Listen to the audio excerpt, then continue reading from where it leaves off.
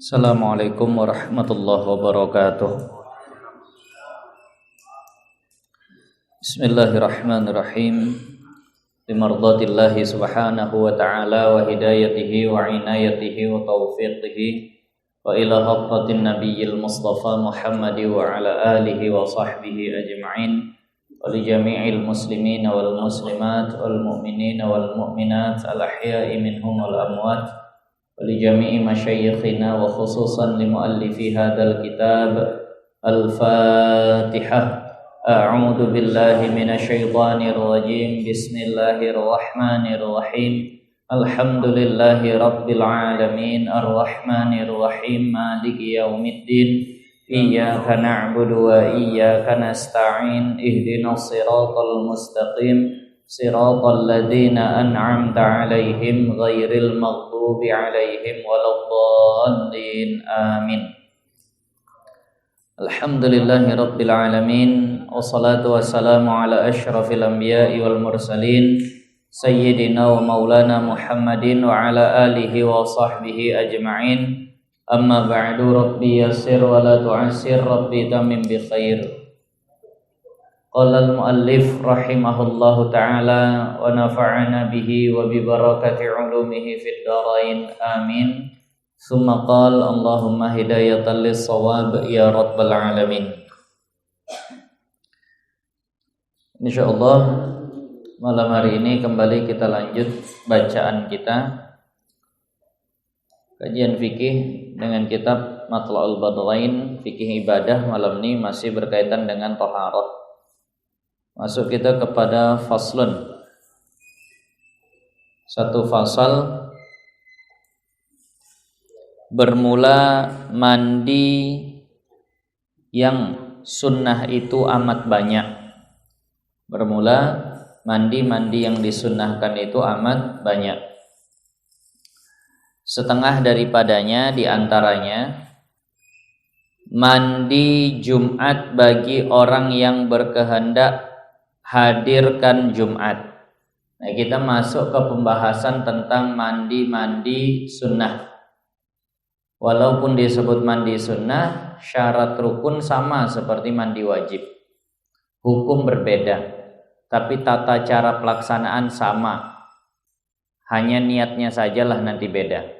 Nah, seperti wudhu sunnah juga cara pelaksanaannya kan sama. Tajdid wudhu misalnya belum batal wudhu tapi sudah dipakai untuk sholat.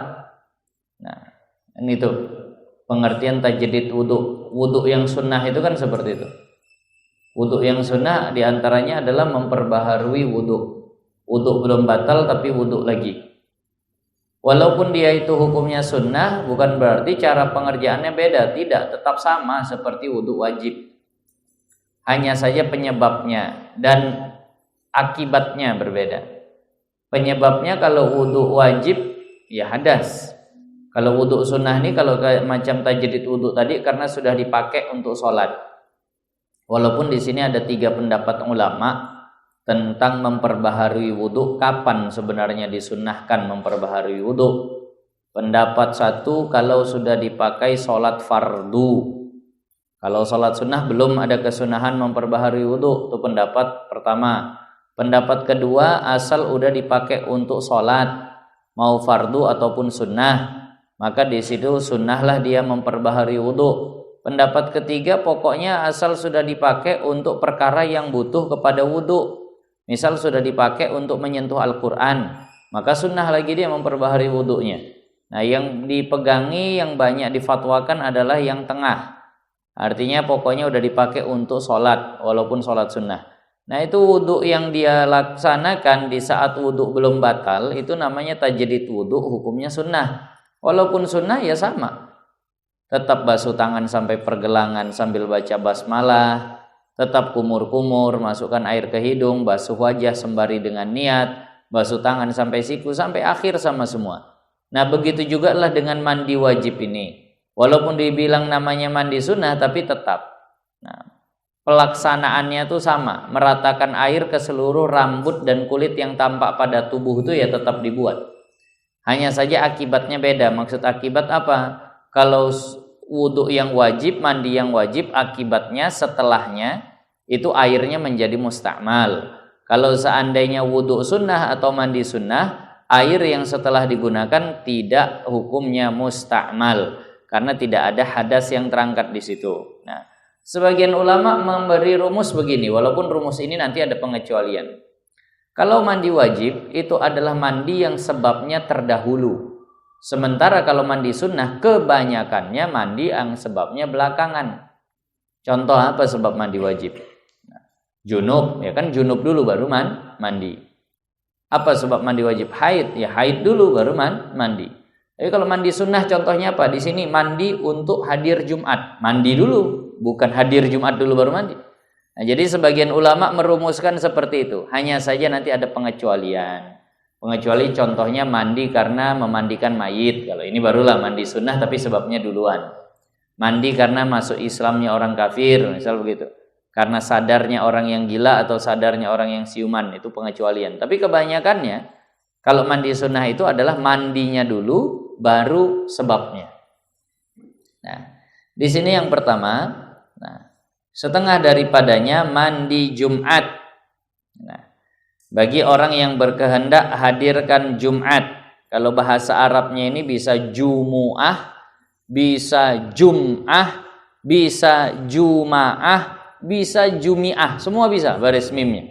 Nah, jadi kalau dibaca di dalam kitab Hasyiah Al-Bajur itu semua baris mimnya bisa. Jumu'ah boleh, Jumat boleh. Nah, di sini memang hari yang paling menghimpun. Kalau sebenarnya kalau di hitungan kita ujung hari itu adalah Sabtu, Minggu itu hari pertamanya Ahad dan Ahad. Kalau kita kan sering bilangnya seminggu. Nah, karena seolah Minggu itu hari yang paling inilah kalau bahasanya. Tapi sementara kalau di kitab-kitab Melayu itu sejumat. Nah, kalau Imam Ghazali itu menyuruh sholat tasbih itu kan kalau bisa setiap hari. Tak bisa sholat tasbih setiap hari, minimal beralih.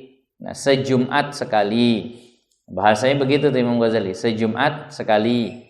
Kalau tak bisa sejumat sekali, sebulan sekali. Tak bisa sebulan sekali, setahun sekali. Tak sanggup juga minimal lah seumur hidup sekali pernah buat sholat tasbih. Ini yang belum pernah sholat tasbih, jangan sampai mati tak pernah sholat tasbih. Sholat tasbih lah. Boleh sendiri, boleh berjamaah. Nah, boleh sendiri, boleh berjamaah. Nah, jadi itu Jumat. Jumat ini Sayyidul Ayyam, pimpinan para hari. Pimpinannya para hari itu adalah hari Jumat. Dan dia adalah Idul Mukminin, hari rayanya orang beriman. Nah, bahkan ini yang terus terjaga sampai nanti di surga. Kalau Idul Fitri, Idul Adha itu memang hari raya kita, tapi nanti di surga udah nggak ada lagi. Idul Fitri, Idul Adha itu nggak ada.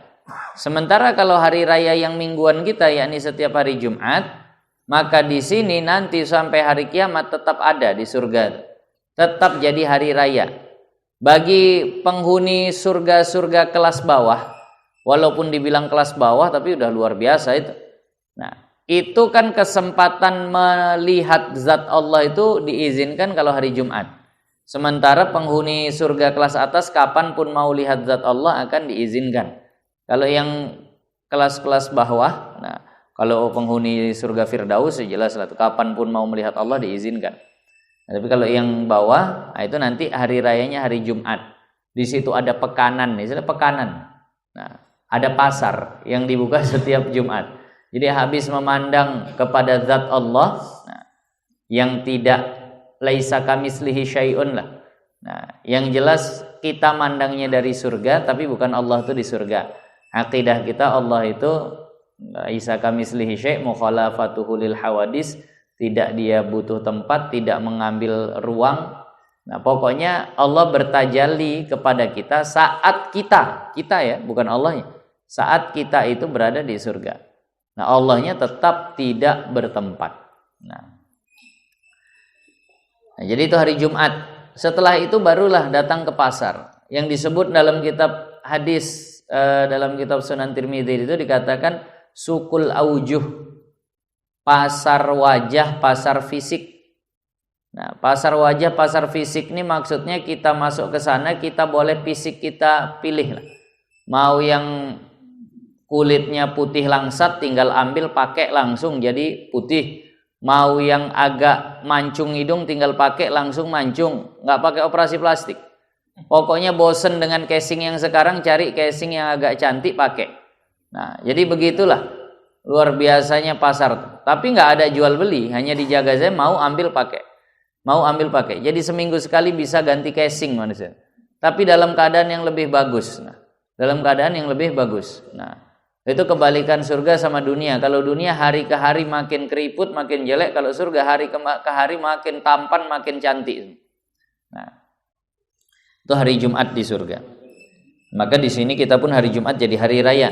Nah, hanya saja nanti hari Jumat itu banyak hal yang harus ditingkatkan.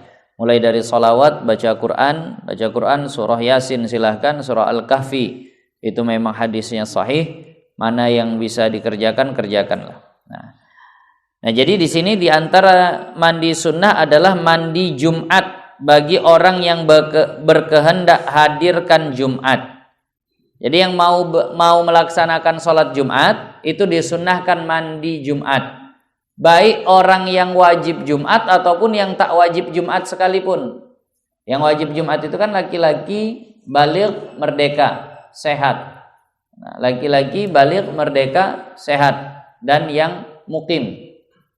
Nah, jadi tadi fadilah dari mandi Jumat. Nah, fadilah dari mandi Jumat yang pertama jelas dapat pahala menyamankan orang lain, karena Rasulullah bersabda begini, idza jaa ahadukumul jumu'ata falyaghtasil, apabila salah seorang di antara kalian itu hendak datang melaksanakan sholat Jumat, maka mandilah ia. Itu pakai perintah, pakai amar itu. Maka di antara oleh sebab itulah ulama ada beda pendapat. Ada yang mengatakan mandi Jumat ini wajib nih. Tapi itu pendapat lemah. Pendapat kuat tetap mengatakan mandi Jumat itu adalah sunnah hukumnya. Nah, jadi karena Rasulullah pakai kalimat perintah di situ, fal yaghtasil, maka mandilah dia. Maka ulama ada yang mewajibkan, tapi kita tetap mensunnahkan. Kenapa? Karena dalil itu nggak satu. Kita belum sampai makom yang bisa langsung bahasanya mengambil hukum dari Al-Quran dan hadis. Kalau baca satu hadis itu aja ya kesannya jadi wajib. Orang Rasulullah pakai perintah. Nah, usul fikih itu kan al-aslu fil amri lil wujub. Asal sesuatu kalau pakai kalimat perintah itu berarti maknanya wajib. Itu udah kaidah usul fikih, betul. Tapi kalau memang tidak ada hadis lain yang menyatakan bahwasannya itu sunnah. Karena di hadis lain Rasulullah bersabda, man tawaddo'a yaumal jumu'ati fiha wa ni'mat. Barang siapa yang berwudu pada hari Jumat, yaitu bagus. Lihat. Wa man ightasala fal ghuslu afdal. Tapi barang siapa yang mandi itu lebih bagus. Dari bahasa ini kan jelas nih. Kalau wudu saja berarti boleh. Tapi kalau mandi lebih bagus. Nah, maka oleh sebab itu fadilahnya artinya kita amalkan sunnah. Yang kedua itu kalau dilihat dari asbabul wurudnya memang untuk menghindarkan bau badan ketika mandi Jumat. Karena asbabul wurud hadis ini man tawaddo'a atau idza jaa ahadukumul jumu'ata falyaghtasil, ada seorang sahabat begitu datang waktu Jumat, ya orang sahabat-sahabat dulu langsung yang bawa kayu bakar, letakkan kayu bakarnya langsung ke masjid. Nah, yang bahasanya bekerja jaga kebun, tutup pagar kebun langsung ke masjid. Yang bekerja di pasar, yang bekerja menanam di sawah, langsung letakkan semua alat langsung ke masjid. Dalam keadaan badan masih kotor, masih berkeringat seperti itu. Maka begitu kami duduk, kami merasakan kesulitan sendiri karena bau badan di antara kami semua. Bayangkan orang segitu banyak baru dari kerja langsung duduk semua. Ya Allah ya Rahman, penuh masjid itu dengan aroma bau tubuh orang. Maka dengan sebab itu Rasulullah katakan idza jaa ahadukumul jumu'ata falyaghtasil. Kalau kalian mau datang Jumat mandilah dulu. Tapi bukan berarti mandinya jadi wajib, tapi tetap sunnah. Nah, karena ada hadis lain. Nah, kita memang masih di posisi itu. Posisi ikut ulama bukan posisi langsung belajar dari hadis. Bahkan guru kami, Tuan Guru Ustadz Abdul Halim itu pernah bilang begini. Kalau seandainya kalian jumpai hukum di hadis itu berbeda dengan hukum di kitab ulama, maka ambillah hukum yang ada di kitab ulama. Nah, kalau salah-salah nih dengar orang-orang Wahabi ini dibilang gawat ini, lebih mendahulukan ulama, lebih mendahulukan kitab kuning daripada hadis. Bukan. Kita baca hadis baru terbaca satu hadis itu. Kita baca kitab, itu penulis kitab, hadis yang kita baca itu udah dibacanya. Dan dia baca lagi yang lainnya gitu. Maka oleh sebab itu kalau memang jumpa hukum, misal nih di hadis ada terbaca, bahwasannya orang yang menyentuh kemaluan dari sahabat itu dikatakan Rasulullah sesungguhnya kemaluan itu hanya seperti anggota tubuh yang lain. Itu ada hadis seperti itu. Oh beda berarti ini sama di kitab. Di kitab menyentuh kemaluan batal. Di sini kata Rasulullah nggak batal. Salah penulis nih. Penulis sudah baca duluan hadis itu. Nah, tapi penulis juga baca hadis yang lain. Dia cuma baca hadis itu. Maka kalau kita baca hadis ternyata artinya hukumnya berbeda dengan yang di kitab-kitab ulama, ikuti yang di kitab ulama. Kenapa? Kita baru baca sedikit. Mereka sudah lebih banyak bacaan hadisnya. Sehingga mereka layak untuk diikut. Karena hadis ini memang sesuatu yang sulit. Bukan kelas kita untuk belajar fikih itu dari hadis, belum. Kita belajar fikih ya dari kitab fikih. Bukan kelas kita untuk belajar tasawuf itu langsung dari Al-Quran, belum. Kita belajar tasawuf dari kitab tasawuf. Dan bukan kelas kita untuk belajar tauhid langsung dari Al-Quran dan hadis tuh kan. Kita ikut kitab ulama. Kenapa nih hadis sama Al-Quran tuh materi ataupun kitab yang sulit? Itu kalau dulu di kampus tuh. Di kampus di universitas itu di jurusan matematika ada satu buku namanya kalkulus tulisan tebal segini. Di situlah semua kenapa persegi panjang rumus luasnya panjang kali lebar, kenapa volume itu jalannya di situ. Nah, kalau anak SD dikasih buku itu gimana? Yang nggak ngerti apa-apa dia. Begitulah posisi kita terhadap Al-Quran dan hadis. Belum saatnya kita baca ya baca saja, insya Allah berpahala. Tapi jangan sok-sokan ambil hukum dari Al-Quran dan hadis. Nah, karena kelas kita belum di situ. Bahasa Arab saja nggak ngerti. Asbabun nuzul nggak paham, asbabul wurud nggak tahu. Nah, perbandingan hadis, mana nasikh, mana mansukh. Nah, jadi maka yang seperti khas dan am nggak paham, mutlak, muqayyad nggak ngerti, ya sudahlah. Ikut mau belajar fikih, baca kitab fikih, nggak usah baca Al-Quran dan hadis. Nah, ada sebagian ya kita bilanglah kelompok, kalau belajar tuh harus kitab hadis. Nggak mau kalau nggak kitab hadis, ya Allah payah, nggak bisa. Nah, Allah itu kelasnya Imam Syafi'i, mujtahid mutlak, yang memang nggak pakai mazhab belajarnya. Saya selalu bilang sama murid-murid saya, terutama yang generasi muda lah, anak-anak muda, remaja-remaja, saya bilang, bagaimana? Kadang mereka yang bertanya, bagaimana cara menentukan aliran itu menyimpang atau tidak? Karena sekarang banyak kali aliran menyimpang. Supaya kita tahu aliran ini lurus atau tidak, maka saya bilang kalau ada datang ngaji dalam satu aliran, duduk tanya, di sini belajar fikih, belajar fikihnya mazhab apa? Kalau disebutnya mazhab Syafi'i, ikuti. Kalau seandainya disebutnya di sini nggak bermazhab, udah tinggalkan. Nah, karena itu ciri aliran menyimpang tuh ketika dia belajar fikih dia bilang nggak pakai mazhab. Nah, saya bilang kalau ada orang belajar fikih nggak pakai mazhab, itu bukan kelas kita, itu kelasnya mujtahid mutlak. Kenapa? Karena mujtahid mutlak lah yang berhak tidak bermazhab. Itu kelasnya yang ngaji itu Imam Syafi'i, Imam Maliki. Nah itu kalau Imam Nawawi aja belum tuh. Kenapa? Imam Nawawi masih bermazhab. Jadi kalau ada orang bilang kami ngaji fikihnya nggak pakai mazhab, langsung Al-Quran dan hadis, Imam Nawawi sendiri belum ada di posisi itu, apalagi kita. Itu berarti yang ngomong gitu sudah merasa dia sederajat dengan Imam Maliki. Jadi ibu kalau misalnya ada mungkin anak-anaknya kuliah di Medan, nah karena di sana lah yang macam-macam tuh banyak aliran, tanyai, kau mengaji di sana? Iya mengaji. Coba kau tanya gurumu mazhabnya apa? Oh dia tak pakai madhab, dia udah bisa langsung Al-Quran dan hadis, berhenti, tak usah ngaji situ lagi. Gawat itu kalau begitu, betul. Bagaimana mungkin sekelas kita ngaji fikih tapi tidak ikut ulama, langsung ikut Al-Quran dan hadis. Ini pesan saya pada Bapak Ibu sekalian ditanya.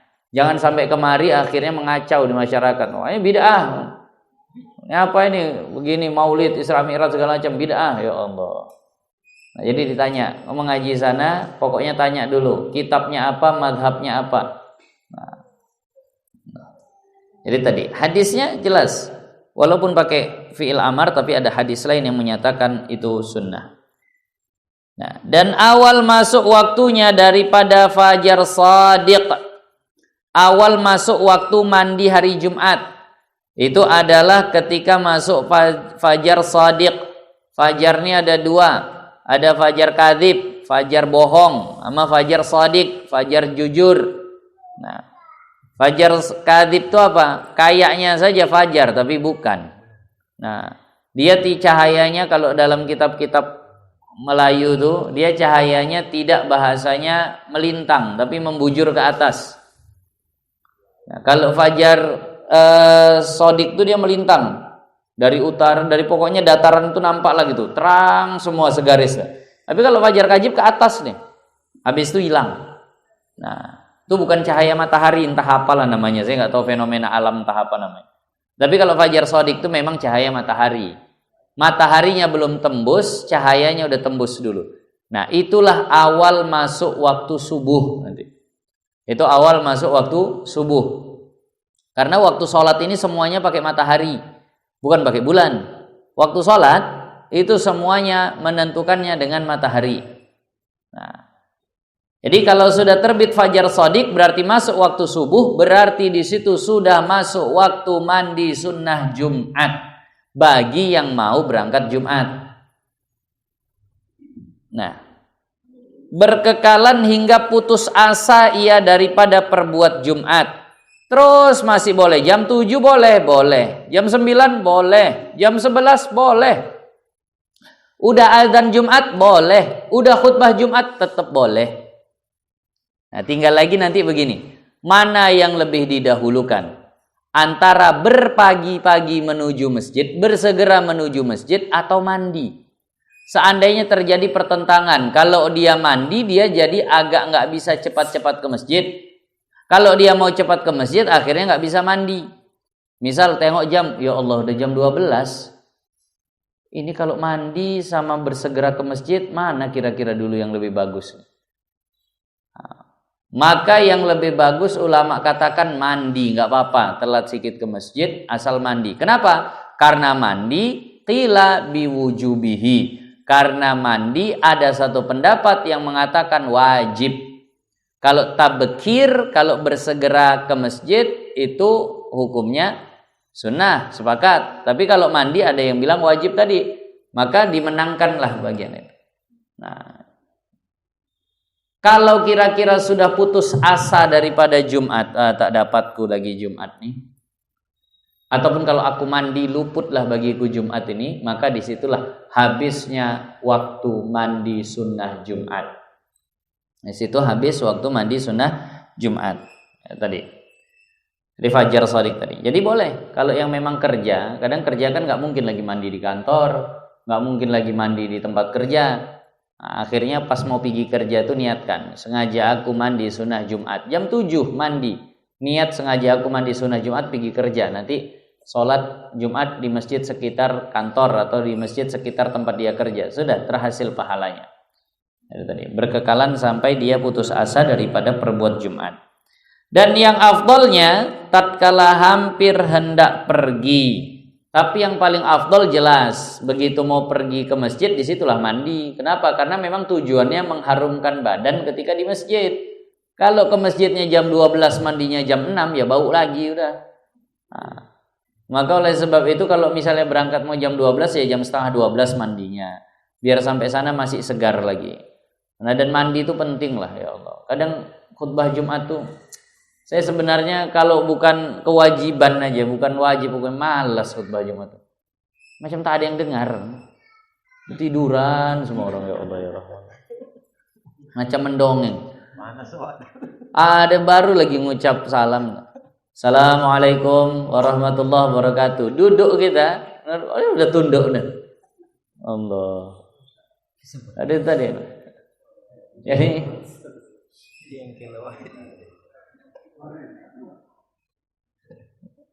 kita mau milihkan kadang dulu awal-awal lah. Awal-awal saya disuruh khotib masih baru-baru balik lah. Sebelum ke pesantren pun udah ada lah disuruh khutbah-khutbah Jumat. Masih kuliah-kuliah itu udah ada lah disuruh beberapa kali khutbah Jumat. Itu menyiapkan materi, masya Allah. Berkeringat ya bukan. Buka kitab ini, tengok hadis ini, apalah segala macam. Nah setahun saya tengok tak didengarkan ya sama jamaah. Udahlah apa saja lah yang disampaikan dah 1-2 hadis. Nah kalau langsung tegur boleh aja. Kenapa? Khotib bebas. Khotib bercakap bebas. Jadi itu tadi. Tapi kadang dibilang jangan tidur nih, heboh kali khotibnya. Pingin kali didengar nih. Ya Allah, bukan ya? Jadi maka tadi lah saya paling khotib itu paling lama kadang 15 menit. 1 dan 2. Khutbah pertama, khutbah kedua 1 itu udah 15 menit saja. Nah, lama-lama pun rasanya sia-sia adalah bapak tuh. Ya sebagian kita lihat jamaah tuh ada yang berusaha dibukanya matanya menghargai kita mungkin. Itu pun rasanya udah terpaksa kali dia tuh. Kasihan saat ini ada yang dengar. Semua bertiduran ya Allah ya. Itu untung saja tidur duduk itu tak membatalkan wudu. Kalau tidur duduk membatalkan wudu, ya Allah, lama lagi menunggu orang berwuduan lagi itu.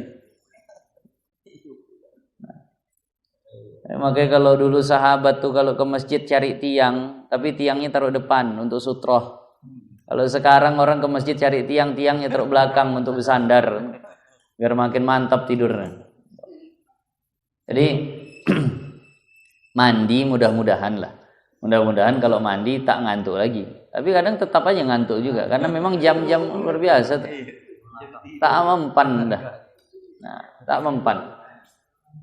Ngantuk kali. Memang jamnya entah kenapa, memang jam mengantuk saja. Untung saja mendengar itu istilahnya bil quwwah bukan bil fi'li. Kalau istilah fikih itu kan gitu. Bil quwwah bukan bil fi'li. Artinya kalau dia bangun dia dengar cukuplah itu. Kalau seandainya mesti bil fi'li, itu mesti kita bangunkan itu, 40 orang harus dengar nih, jangan sampai tidur.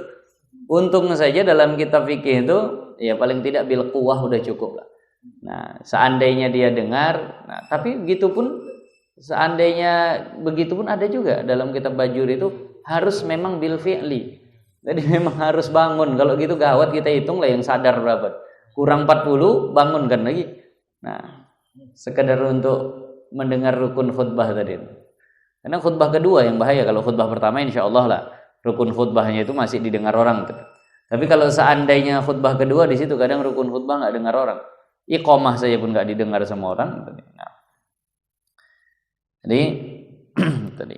Kemudian, nah kalau seandainya nggak dapat air, sunnah ditayamumkan ini. Apa mandi Jumat ini. Menunjukkan betapa luar biasanya anjurannya ketika nggak dapat air sunnah ditayamumkan. Mau berangkat sholat Jumat sunnah mandi tak ada pula air tayamum. Nah jangan niatnya nawaitu tayamum alistibahati sholah bukan. Nah jadi niatnya itu dalam hati sengaja aku tayamum pengganti dari mandi Jumat. Gitu loh. Dalam hati sengaja aku tayamum pengganti dari mandi Jumat. Nah jadi sunnah bahkan ditayamumkan. Keadaan tadi. Nah hari Jumat ini pun termasuk hari yang kalau bisa memang kita muliakan, sunnah-sunnahnya kalau bisa dijalankan. Potong kuku ya potong kuku hari Jumat. Nah, jadi potong kuku itu 3 hari saja yang disunnahkan. Senin, Kamis, Jumat. Lain dari hari itu ulama ada yang katakan makruh. Makruh potong kuku selain hari Senin, Kamis dan Jumat. Walaupun Imam Ibnu Hajar mengatakan yang bilang makruh itu pendapat dhaif, tapi tetap ada yang mengatakan bahwasannya selain Senin, Kamis dan Jumat itu makruh. Bahkan dalam kitab Bajuri itu saya tak bawa kitabnya. Di situ ada syair yang menunjukkan kalau potong kuku hari Selasa itu menyebabkan kemiskinan. Kalau potong kuku hari Rabu itu menyebabkan penyakit. Kalau potong kuku di hari Sabtu itu menyebabkan ini itu. Semua Ada di situ diterangkan. Nah, jadi memang Senin, Kamis, Jumat itu sajalah waktu potong kuku tuh. Nah, ada tadi. Nah, kalau yang lain itu bebas. Ini khusus kuku saja. Nah, kalau cukur kumisnya, kalau dengan cukur bulu ketiaknya, bulu segala macam lah yang memang disunahkan di situ, itu kapanpun boleh. Dan itu memang bagus dilakukan hari Jumat. Kemudian di hari Jumat kalau bisa memang lazimi, nah, biasakan dengan libasul bayad, dengan pakaian putihnya.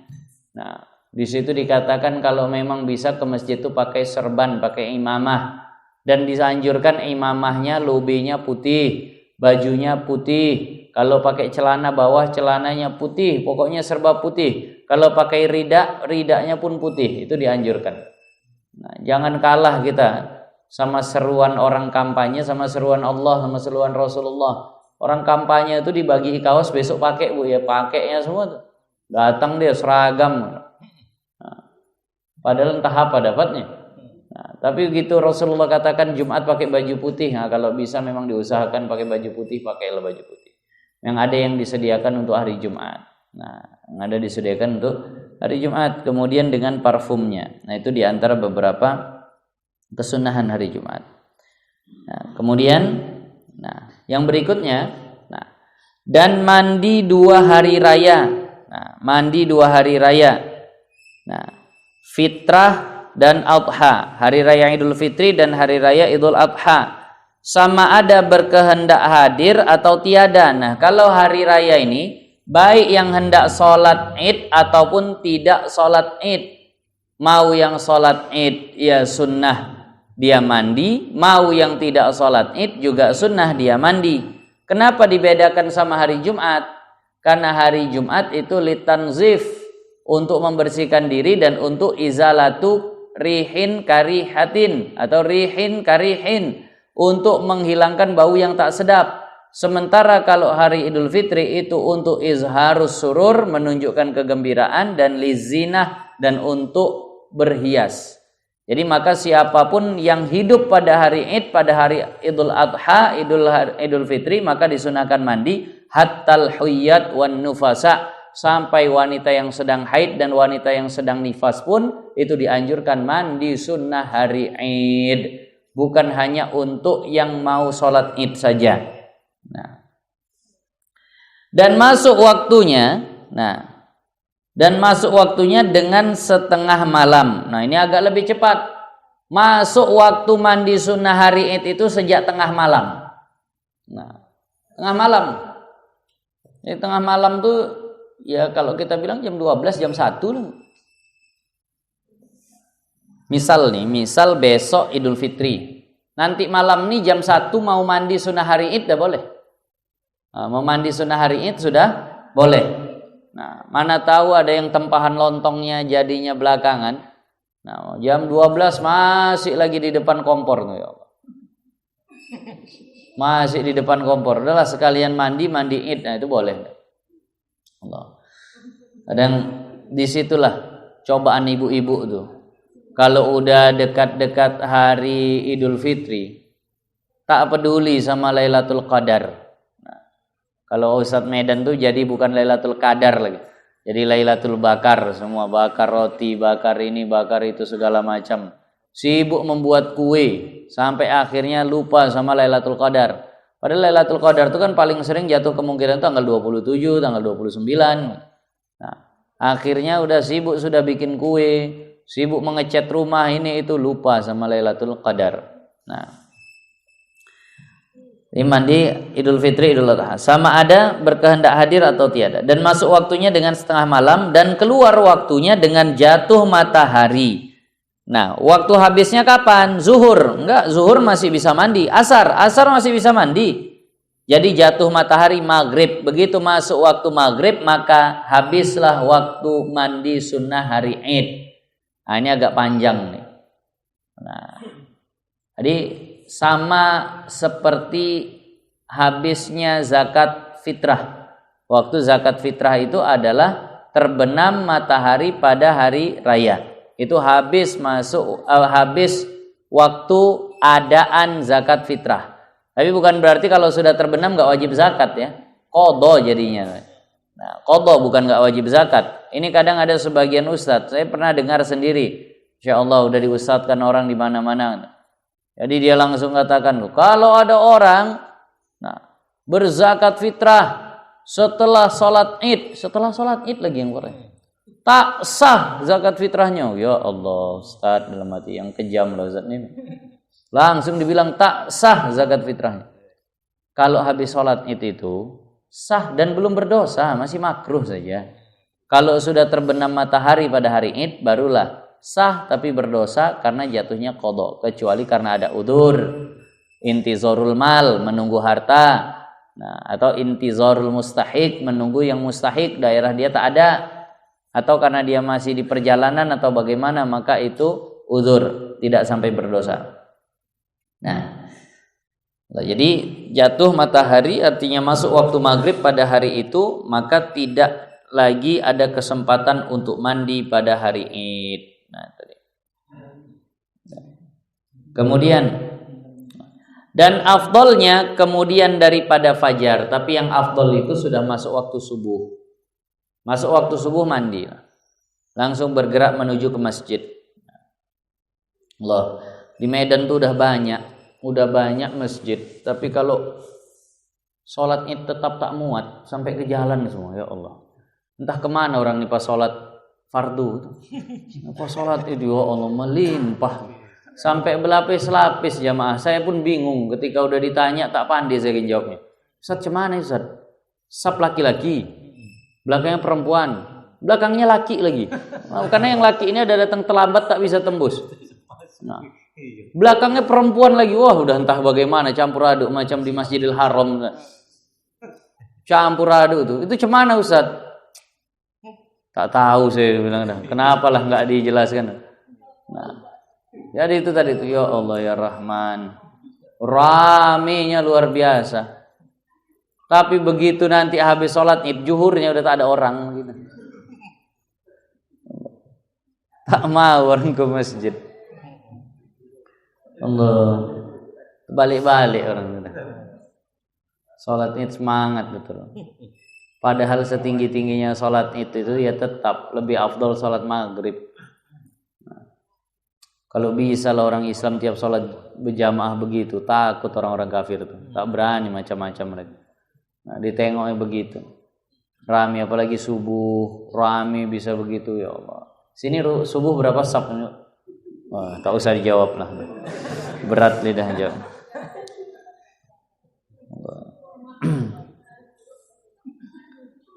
Itu kalau sholat subuh udah kayak sholat itu baru, itu tanda Islam jaya lah.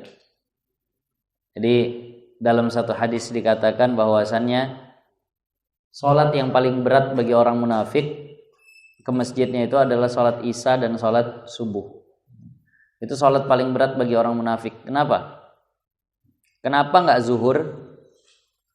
Kenapa nggak asar? Karena zuhur asar terang. Mereka tetap bakalan pergi. Kenapa? Mereka kan munafik. Munafik ini kan sebenarnya nggak Islam. Jadi pengertian munafik ini mohon maaf ya. Bukan orang yang lain di mulut, lain di hati. Oh munafik, no. Bukan itu. Hati-hati nih, mengkategorikan orang munafik. Munafik itu kafir. Makanya tempatnya itu di neraka jahim, neraka paling bawah, neraka kerak itu, fidarki asfalin nar kata Rasulullah. Di kerak neraka paling bawah. Kenapa? Karena orang munafik itu zahirnya Islam, hatinya kafir.